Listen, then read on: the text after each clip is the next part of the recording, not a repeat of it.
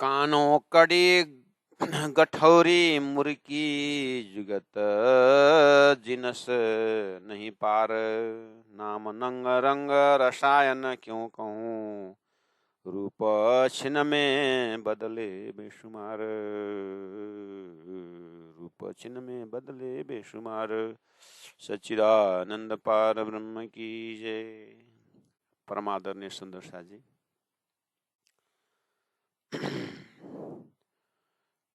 शब्द स्वरूप सो करावे पहचान।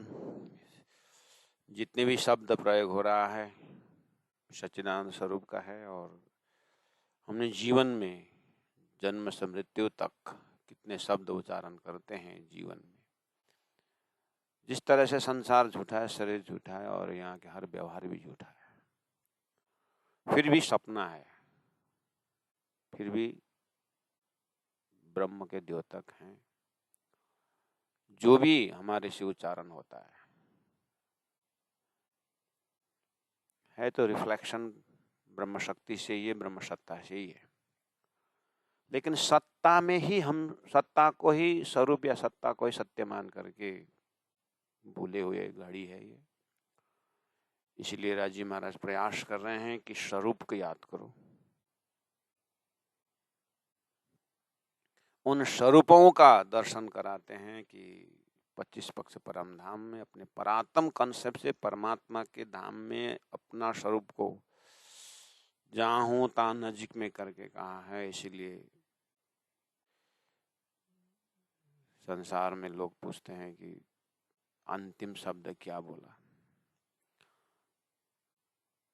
घर परिवार भी पूछते हैं, पिताजी ने अंतिम में कुछ मेरे को याद किया। भक्त भी अपने गुरु को याद करते, शिष्य भी कहता है गुरु जी ने मेरे लिए कुछ कहा। ऐसे बहुत शब्द संसार में बहुत सेंटिमेंटल है। अंतिम शब्द को याद किया जाता है, और शुरुआत में बच्चा स्वरूप लेता है तो शब्द उच्चारण नहीं किया अगर, तो दिनों दिन दुख घर में बढ़ता है। जैसे शब्द उच्चारण के बोल दिया तो घर में भंडारा होता है, खुशी व्यक्त किया जाता है। तो जब से हम शब्द उच्चारण किए और अंतिम शब्द तक, इस बीच में हमने हजारों लाखों शब्द हमने उच्चारण किए हो, लेकिन अंततः गत्वा सार क्या रहा। प्यारे सुंदर साथी जी, तो अपने से तो अब ये कोई ब्रह्म परक शब्द, ब्रह्म तत्व शब्द निकलेगा या नहीं निकलेगा। अगर निकलता तो सबकी वाणी सुक्ति के नहीं होती। गुरु जी मंगलदास जी की मंगल सुक्ति हम बोलते हैं, तो अपने अपने सुक्ति हो जाता ना, लेकिन नहीं होता है। क्यों? क्योंकि सभी की बस की बात नहीं है। इसीलिए झूठे को झूठे ही पतिया है। प्राण जी महाप्रभु वाणी में कहते हैं झूठ शब्द को झूठ के व्यवहार में ही संचालन है। वास्तव में उसके पीछे बैकग्राउंड में सत्य क्या है फिर। इसीलिए यहाँ जो उच्चारण हो रहा है जिस स्वरूप की, वो सत्य है। जो आभूषणों की उच्चारण हो रही है वो सत्य है। जो भाव व्यक्त हो रहा है वो सत्य है। इसलिए उतना दिल दिमाग में रखते हुए उसका आधार को हम न भूलें। धागा से कपड़ा बनता है। धागा बहुत सारे धागा का स्टोर हाउस जो मिला के रखा हुआ है वो कपड़ा है। कपड़ा खरीदने जाने वाले दुकान में फलना कपड़ा है करके पूछते हैं, वहां जाकर धागा नहीं पूछा जाता है, और धागा दुकान में जाकर कपड़ा नहीं पूछा जाता है, और धागा ही पूछा जाता है। हालांकि वही धागा और वही कपड़ा। धागा बिना कपड़ा नहीं, कपड़ा का अस्तित्व ही धागा है। लेकिन खरीदते समय धागा करके नहीं खरीदते, कपड़ा ही खरीदते। हम होश में है, इसका मतलब कपड़ा खरीदते समय धागा उच्चारण नहीं होता है, हालांकि धागा से ही बना हुआ होता है। इसीलिए ऐसे ही ध्यान कपड़ा में है, धागा में नहीं होता है। ऐसे ही हमारा श्वास श्वास जो उच्चारण हो रहा है, शब्द उच्चारण हो रहा है तो राज्य के हुक्म से ही हो रहा है। राज्य दिल में जो उच्चारण करवाते हैं उसी से होता है। लेकिन राज्य ने दी हुई शक्ति से हम व्यवहार संचालन करते हैं, राज्य को भूल जाते हैं, शक्तिवान को भूल जाते हैं। राज्य ने दी हुई मन बुद्धि सब वही उसी से काम लेते हैं, लेकिन राज्य को भूल जाते हैं। इसी का नाम भुलावनी संसार बाजार है। अब पल पल होश में आना संभव है या नहीं है, महापुरुष तो बताते हैं कि श्वास श्वास निज नाम जपो। तो कोई महापुरुष प्रकट होते हैं और विश्वास दिलाते हैं कि वो साक्षात परमात्मा स्वरूप ही होके आते हैं। वो हमें धन किस तरह से पवित्र करें, मन को किस तरह से पवित्र करें, श्वास श्वास मन के तार में परमात्मा जुड़े कैसे संभव है। इसीलिए हमें मन के तंतु तंतु में, रग रग में परमात्मा का नाम अंकित हो। इसीलिए उन्होंने निज नाम दिया, भजन दिया, शरीर से सात्विक कर्म दिया, सेवा का कर्म दिया। तो संसार एक तरफ से परमात्मा ने आत्माओं को पवित्र करने के लिए बनाया है।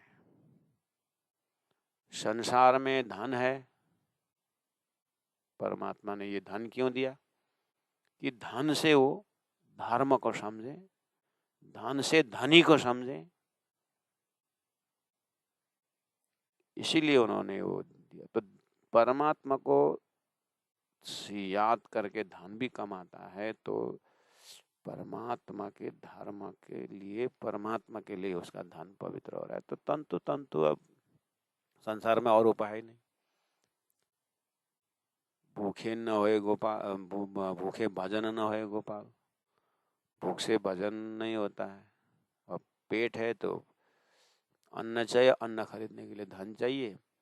और व्यवहार को छोड़े बिना तो, व्यवहार को छोड़ करके तो कोई काम ही नहीं बन रहा है। तो भगवान ने कहा योगक्षेमं वहाम्यहम्, जो मेरा भक्त रहता है उसका सारा व्यवस्था हम कर देते हैं।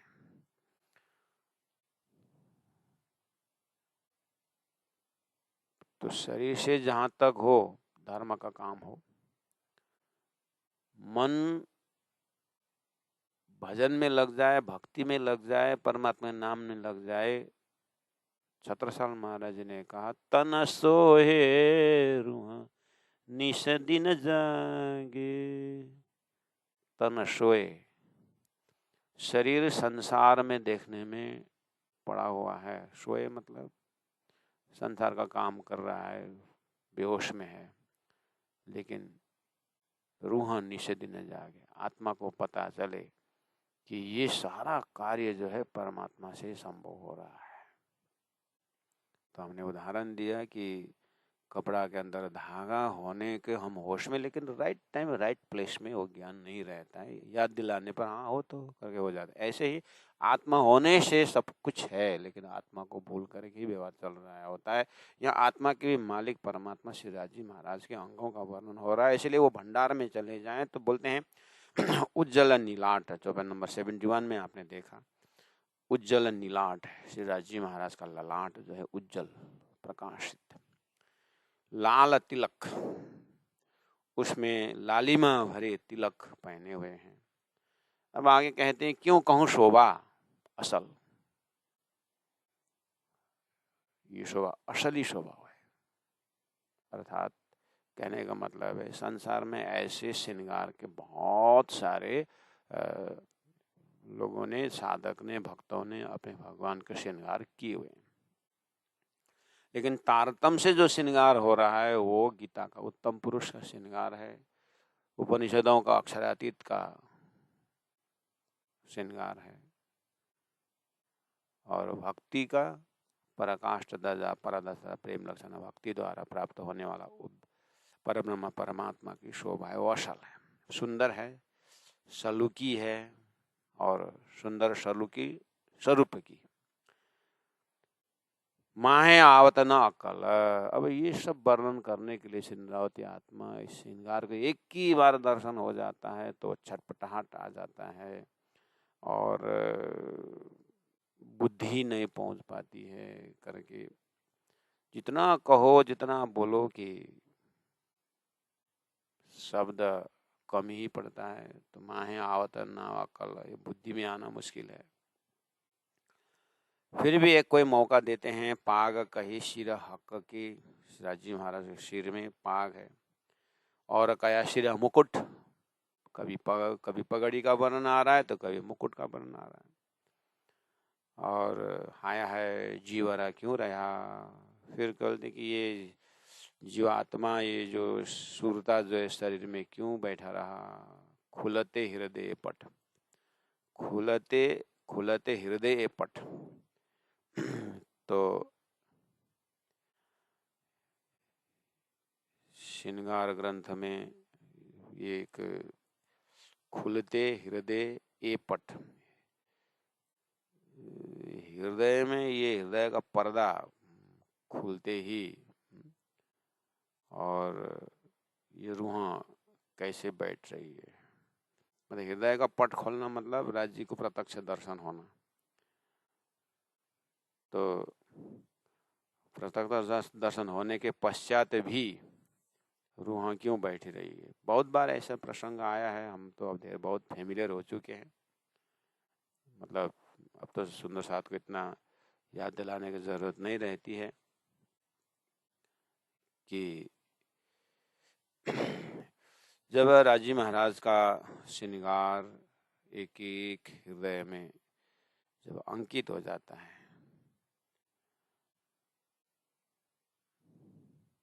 जब रूहां वहीं टिकती है, आत्मा का जो अंतस्करण है, अभी जो हम वाणी पढ़ते हैं, मनन करते हैं, ये हो सकता है शरीर का अंतस्करण प्रकृति से। उसके बाद फिर नारायण का एक अंतस्करण है जो अक्षर का डायरेक्ट एक रिफ्लेक्शन स्वरूप है, जो जीव का अंतस्करण है।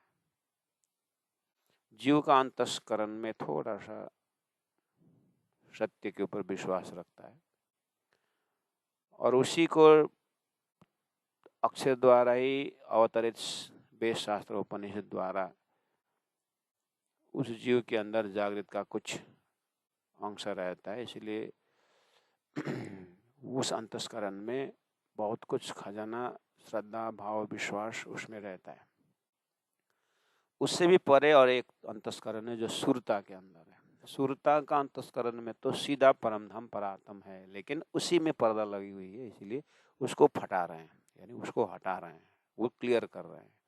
ये कंफ्यूजन है। सुरता को होते हुए भी जीव के भाव से और गुणांग इंद्रियों के असर से जो प्रकृति, जो माया है, उसके कारण बहुत पर्दा बना हुआ, जो पर्दा बना हुआ है, वो खुलने का अर्थ हुआ कि स्वामी जी ने प्रकरण, ये श्रृंगार ग्रंथ का प्रकरण 12 का 22 नंबर चौपाई में उन्होंने कहा है कि भौ भ्रिकुटी पल पापणा मुसकत लवने नीलवट, राज्य का श्रृंगार को छब इन विदा जब मुख निरखिए, ये वाली है लॉजिक।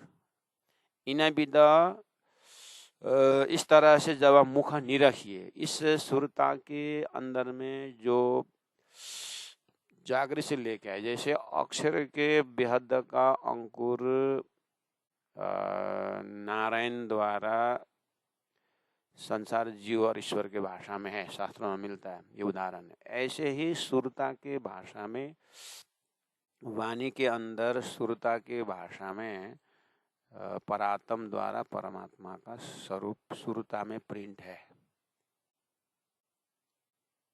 उसको अगर हम ध्यान से, चितवनी से वहां पर हम ढूंढे, तो इन्हें विदा जब हम मुख निरखिए, बहुत समय तक तारतम्य का संगत करते करते करते करते वाणी द्वारा उसको खुलता जाएगा। तो बोलते हैं कि इन्हें विदा जब मुख निरखिए, इस तरह से जब यही ही नजर आता है, तो मान लो कि तब खुले हृदय के पट लिखा हुआ है। हृदय का पट खुलने का मतलब है कि इन्हें विदा जब मुख निरखिए। उसी चीज को यहाँ पर फिर धनी ने कहा कि खुलते हृदय के हृदय ए पट 72 चौपाई में, 22 नंबर चौपाई में तब खुले हृदय का पट कब खुलेगा? बहु प्रिकुटी पल पालक, यानी ये तो पापण मुसकत लवनी, तो इंद्रियों की तो बात हो रही है।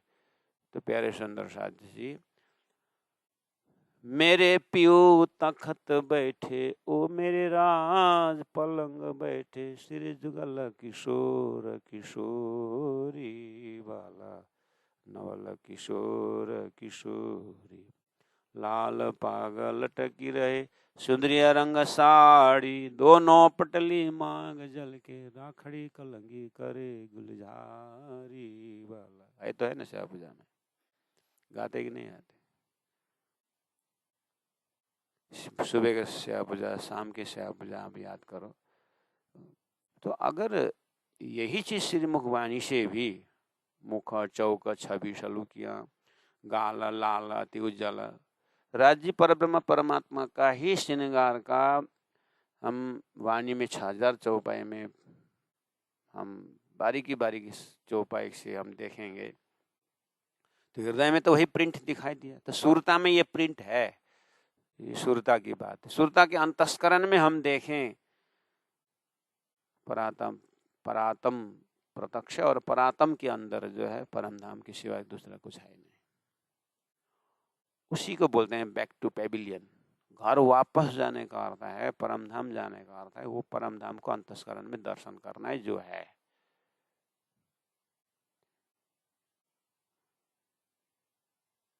तो वो उसको जो चीज ऑलरेडी है अंदर, उसको बार बार ये याद दिला के कितने परसेंटेज हम इसमें धारा प्रवाह रख सकते हैं,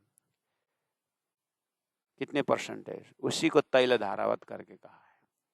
उसी को इलम का सागर और इशक के सागर में उसी चीज का अनुभव कराया है कि मधु सागर क्यों बोला, मधु की तरह राज्य के उस ज्ञाप नहीं होना चाहिए। सुरता और परातम जब से अद्वैत बन जाता है तो परातम का ही नक्शा और सुरता में प्रकट होता है, और परातम में राज्य महाराज का एक एक श्वास श्वास परातम के अंदर है।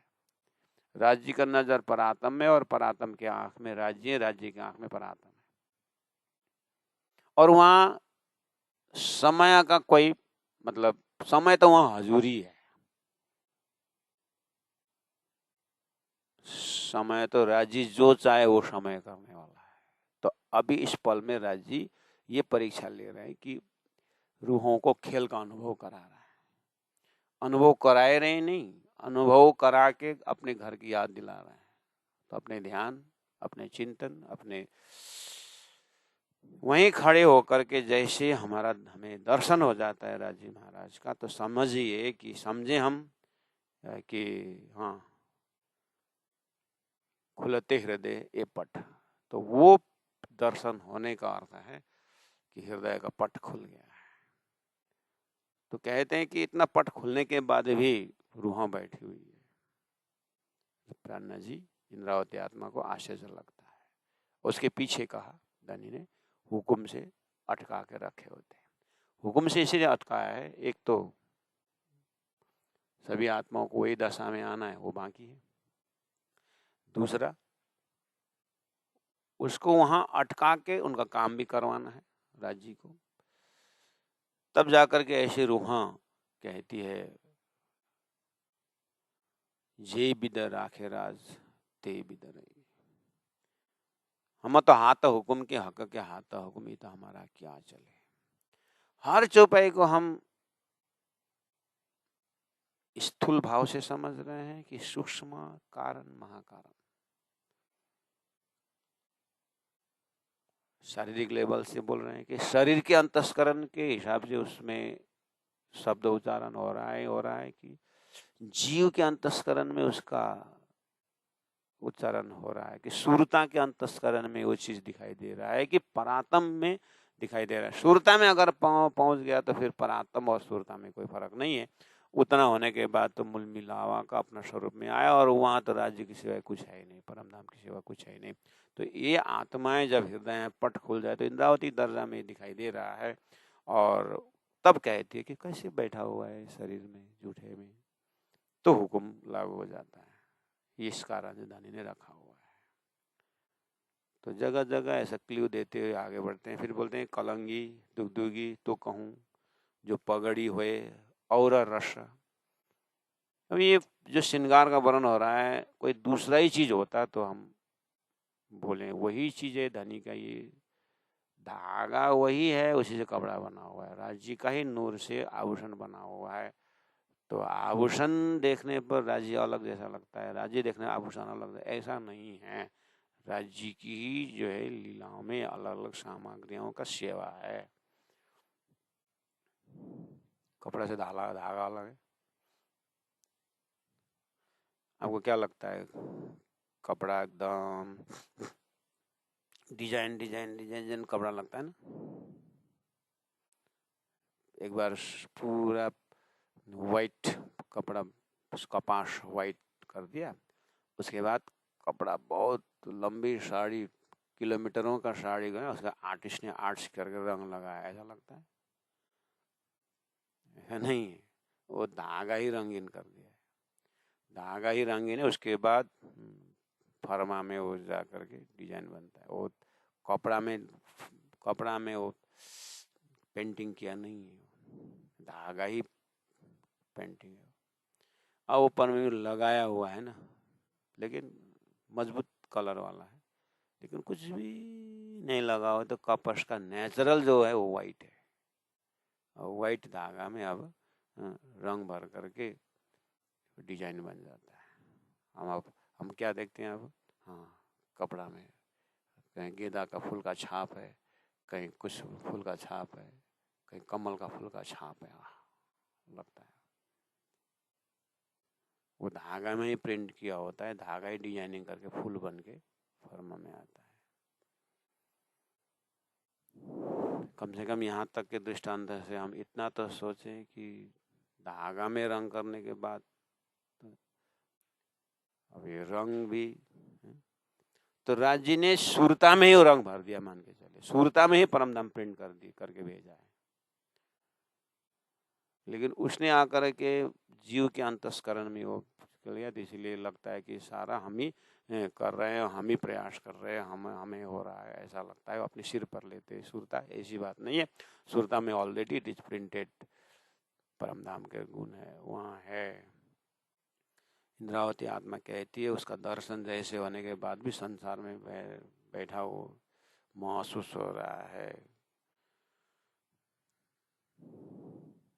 तो कलंगी दुगदुगी तो कहूँ, ये धनी का ही अंग का, धनी का ही नूर का आकार ले रखा है, उनका ही प्रेम का आकार है ये, जो पगड़ी हुए और रस, वस्त्र भूषण या अंग तीनों, हरा एक पे एक सरस, वस्त्र भूषण या अंग,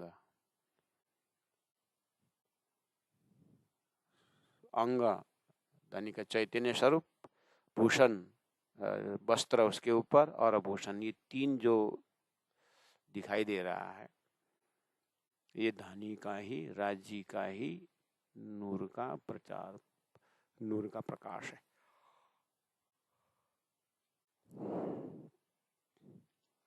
और हर एक में एक सरस, हालांकि वायदत्त है, अद्वैत है, सभी एक ही है, लेकिन स्वागिन आशिकी आत्मा को राजी महाराज किसमें प्रकाश एकदम देकर के प्रेम देकर वहाँ पकड़ाते, इस तरह से लीला परक ज्यादा कम ऐसा लगता है रूहों को, ज्यादा कम ऐसा कुछ नहीं है। वायदत है, लेकिन क्या करें, जो देखो वही सुंदर, जो देखो वही सुंदर। इसका मतलब इधर सुंदर, उधर सुंदर, इधर खुशबू से भरा हुआ, इधर प्रकाश से भरा हुआ, ऐसा श्री इंद्रावती आत्मा के हृदय में परम धाम का आनंद का रस बह रहा है। ताथे रस तो सब एक है, तामे अनेक रंग, बोले ना, सब रस एक है। एक रस मतलब सब राज्य का ही, जहाँ से भी जाओ राज्य का ही दर्शन है। तामे अनेक रंग, कलंगी दुगदुगी ठौर अपने करत महो माय जंग। आभूषणों का अपना ही अपनी लीला है, वस्त्रों का अपनी लीला है, सब मिलकर के राज्य को खुश कर रहे हैं, और राज्य सभी तरफ दिखते हैं। फिर इधर रूहों के दिल में बैठ कर राजी अपना ही आनंद ले रहा है। अपने आनंद को रूहों के दिल में बैठ करके पी रहे हैं, पिला रहे हैं। ऐसा अद्वैत लीला चल रहा है। मोमिन असल सूरत अरश में अबलों न जायर कित खोज खोज कई बुजुर्ग गए स्वरशम अर्ज रुए ल्याई हकीकत राशम जी। तो बीच बीच में कैसे पिलाऊं प्राण जी महाप्रभु को चिंता है। जो मैं जिस दर्जा से बोल रहा हूँ सुनने वाले सुनाने वाले वहां खड़े होकर के सुन रहे हैं, सुना रहे हैं कि उसमें कहीं शास्त्र मिश्रित कर रहे हैं कहीं। इसलिए कभी कभी चिंता भी करते हैं। मोमिन असल सूरत अरश में, ये ब्रह्मात्मा का जिनका सूरत, जिनका स्वरूप परम धाम में अबलों न जाहिर कित तारतम अवतरण से पहला वो परम धाम का वर्णन कहीं हुआ नहीं।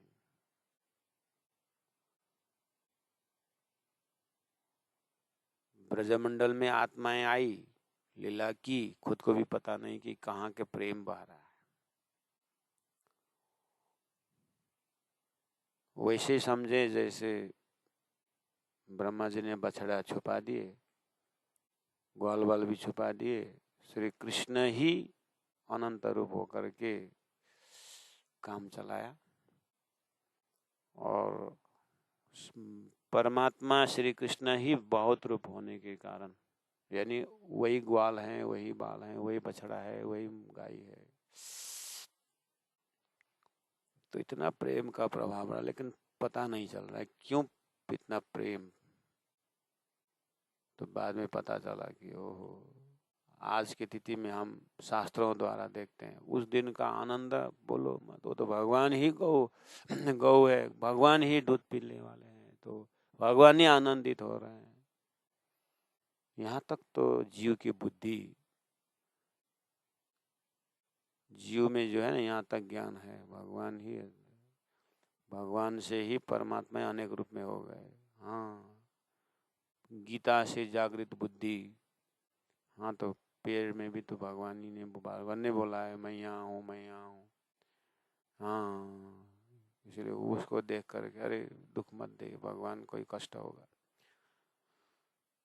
इस तरह से जीव के बुद्धि के अंदर ये तो प्रिंट है, ढूंढने पर मिलता है। क्योंकि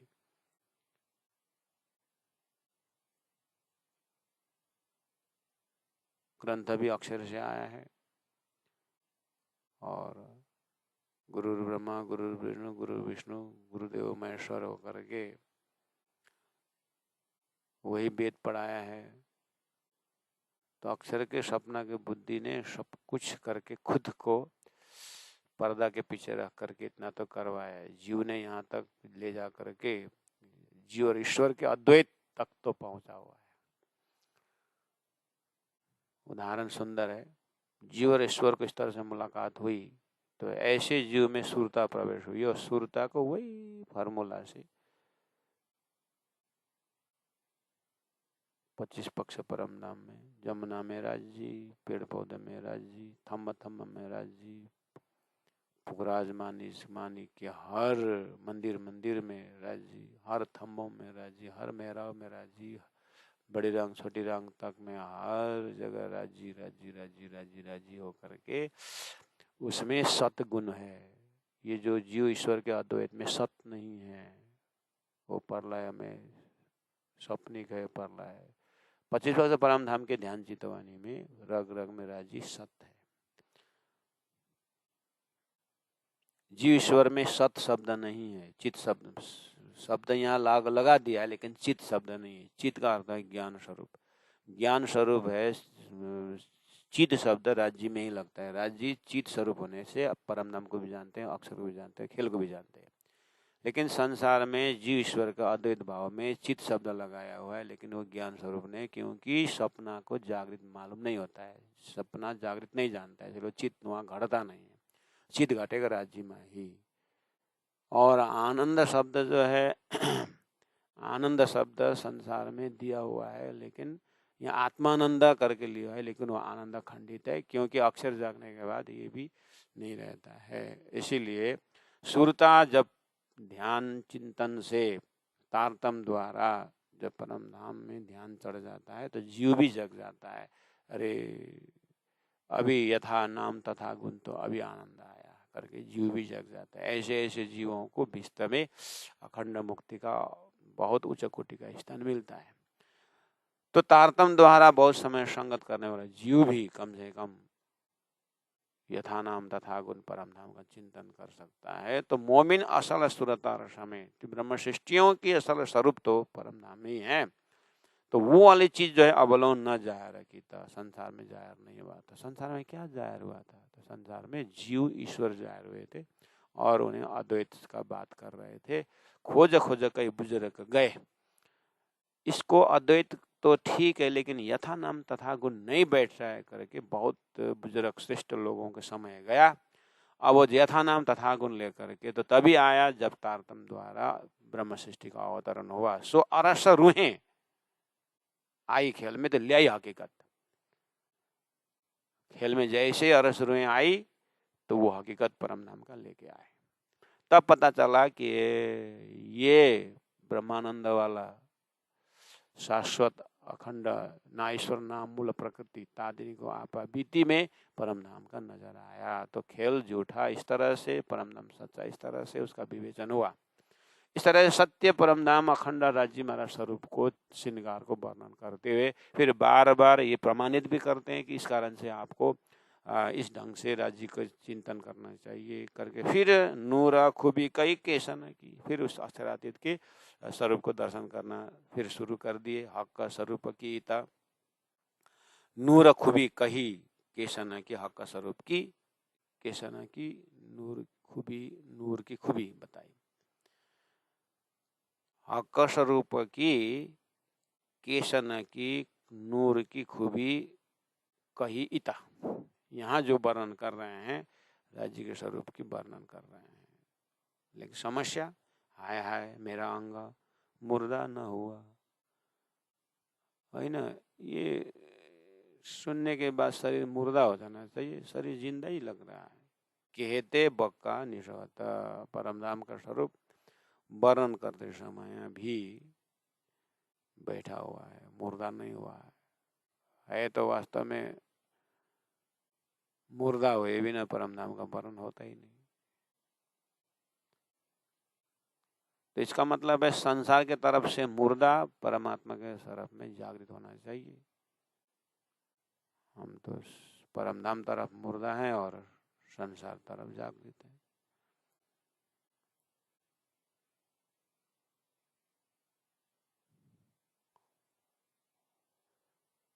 जागो जागो सैया जगाने वाले आ गए, जागो जागो सैया जगाने वाले आ गए, जगाने वाले आ गए, पिलाने वाले आ गए, पी लो सैया पिलाने वाले आ गए। नख शिखलों वर्णन किया, नख शिखलों चरण के नाखून से लेकर के सिर तक का वर्णन किया। और गाया लड़ाया लड़ाया, लड़ाया लड़ाया मतलब बार बार प्रेम से रो रो करके आंसू बहाते हुए उस स्वरूप का वर्णन किया। किसने? मुर्दा ने।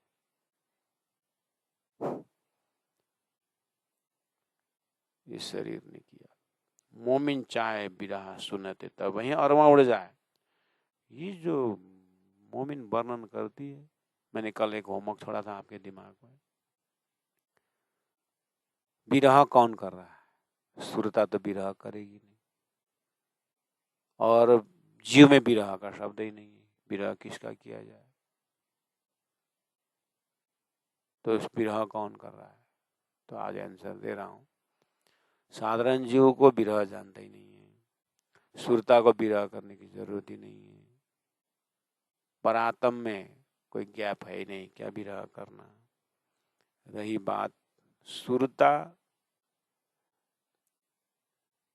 को जैसे ही धनी का स्वरूप का दर्शन हो जाता है तो सुरता विरह करती नहीं, कहने का मतलब अनुभव करती है लेकिन उसके बाद टाइम नहीं है। जैसे संसार में उदाहरण हमने पतिव्रता स्त्री को दिया, पतिव्रता स्त्री जो है विरह हुआ है लेकिन व्याख्या नहीं हो रहा है, सुरता को वो दशा है, इसलिए विरह अनुभव नहीं करती, मतलब उसको अनुभव करने का टाइम भी नहीं मिलता। जैसे सदगुरु देवचंद्र जी महाराज धाम जाने से बिंद्रावती आत्मा को विरह होकर तड़पेगी करके तुरंत उन्होंने घर भेजा और रात को मध्य रात पीछे की जो परियान शरीर छोड़े वहाँ प्रवेश हो गए। अब इंद्रावती आत्मा को पकड़ के रखे, वो विरह तो बाद में वो तो ब्रह्म सृष्टियों मतलब इस तरह से आत्मा जगती है, ये तरीका है करके ज्ञान देने के लिए वाणी में विरह का वर्णन हुआ है। लेकिन स्वयं इंद्रावती आत्मा को तो विरह करने का समय भी नहीं दिया ना, इसलिए सुरता विरह नहीं करती है, अनुभव होता है लेकिन वो उड़ जाती है।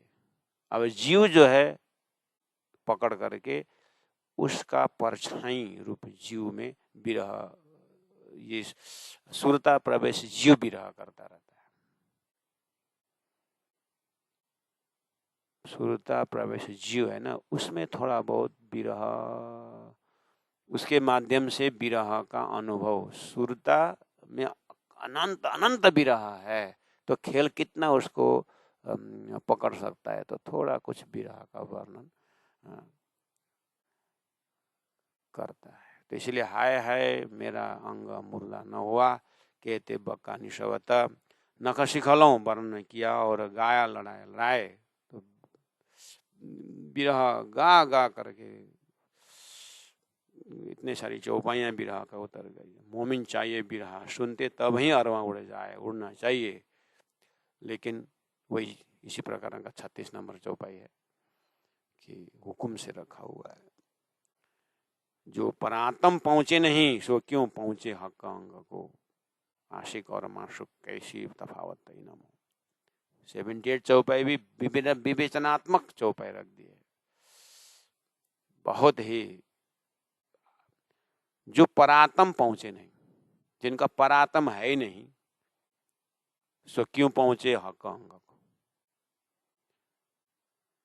झूठे स्वप्न जीव का परात्म है ही नहीं, सुरता का ही परात्म है, और सुरता परात्म पहुंचे नहीं, सुरता परात्म में जगी नहीं, सो क्यों पहुंचे हक अंग को। और सुरता अपने परात्म में भी नहीं पहुंची है तो राज्य के अंगों को वर्णन कैसे करेगी। उसको तो आवरण, निंद्रा का, अज्ञान का आवरण ने घेरा हुआ है, इसलिए वो परात्म पकड़ी नहीं है। और जिनको परात्म पकड़ में आ गया वो तो राज्य के अंग के सिवाय बाकी कुछ है ही नहीं।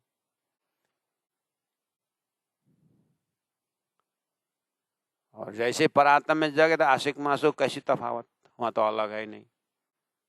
राज्य परात्म है और परात्म ही राज्य का, वो तो लीला भेद से अलग है। वहां तो अज्ञान नाम पर्दा नाम ऐसा कुछ है नहीं। इसीलिए पर्दा भी है और नहीं भी है।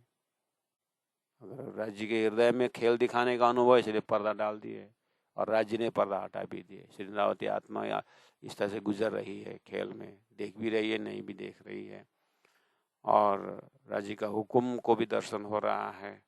आशिक और माशूक कैसी तफावत है नमो। इसलिए नाजुक शोभा हक की जो रूह के आवे नजर, तो अब ही तो को अर्श की हाय हो जाए फजर।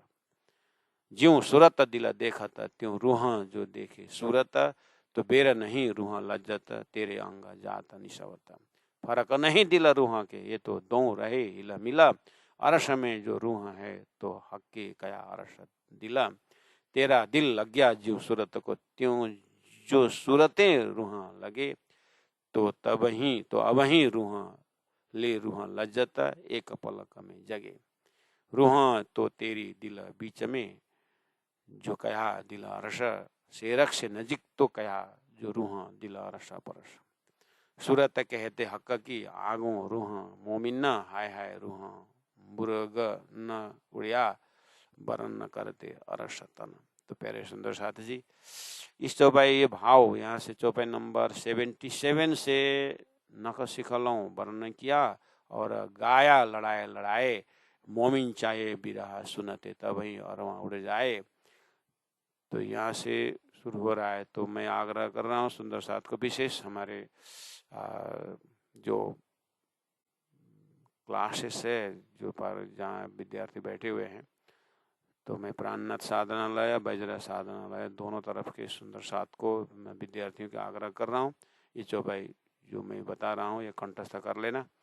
78 चौपाई ये कंठस्थ करना, 79 चौपाई कंठस्थ करना, 79, 78, 79, 80, 81, 82, 83 ये धारा प्रवाह चौपाई है, एक के पीछे एक कनेक्टेड है, इसीलिए 84 तक ये आप लोग कंठस्थ करके करना। और बाकी सुंदर साथ जिनके पास समय है, जिनके पास जो चिंतन है, कृपया इन चौपाई को याद करें और इसको मंत्रवत पहला जीवा से उच्चारण करें, उसके पीछे फिर श्री इंद्रावती आत्मा को, दिल को फिर याद करें। ये सब चिंतन का, चितवनी का खुराक वाला चौपाई है।